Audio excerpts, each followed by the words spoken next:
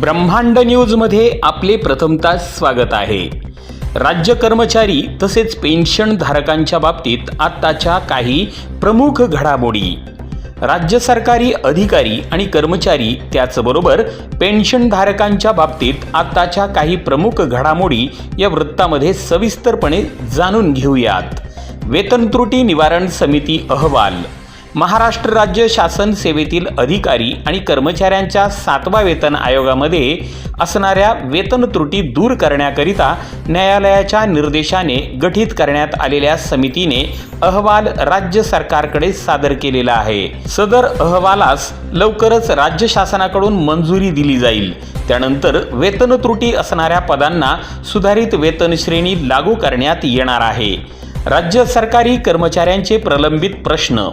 राज्य कर्मचाऱ्यांच्या प्रलंबित प्रश्नांमध्ये सेवानिवृत्तीचे वय 60 वर्ष करणे, आश्वासित प्रगती योजनेमधील मर्यादा स्तर रद्द करणे, दर महिन्याच्या 1 तारखेला वेतन अदा करणे, केंद्र सरकारच्या धर्तीवर आर्थिक लाभ लागू करणे, जुनी पेन्शन योजना लागू करणे, सुधारित राष्ट्रीय पेन्शन योजनेतील तरतुदी स्पष्ट करणे इत्यादी।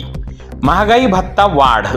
केंद्र सरकारने नुकतेच जानेवारी 2025 पासून महागाई भत्त्यामध्ये 2% वाढ लागू करण्यात आली आहे।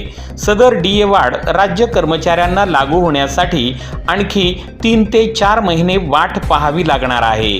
केंद्र शासनाच्या धर्तीवर दिनांक 1 जानेवारी 2025 पासून वाढीव 2% DA माहे सप्टेंबर महिन्याच्या अखेरपर्यंत लागू करण्यात येईल।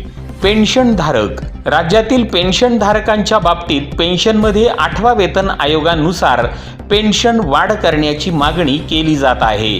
तसेच पेन्शन काढण्यासाठी ATM सुविधा, बँकिंग सुविधा उपलब्ध करून देण्याची मागणी केली जात आहे। त्या अनुषंगाने सरकारकडून लवकरच निर्णय घेतला जाणार आहे। धन्यवाद। अशा प्रकारची महत्त्वपूर्ण माहिती, लेटेस्ट आणि सविस्तर GR तसेच नवनवीन घडामोडी, नवीन परिपत्रक, शासन निर्णय आणि नोकरी संदर्भातील जाहिराती बघण्यासाठी लगेच व्हिडिओला लाईक करा, शेअर करा आणि ब्रह्मांड न्यूज या चॅनलला नक्की सबस्क्राईब करून बेल आयकॉनचे बटन प्रेस करा, जेणेकरून नवनवीन माहिती प्रथम आपणापर्यंत पोहोचेल। ब्रह्मांड न्यूज नेटवर्क, अकोले, अहमदनगर।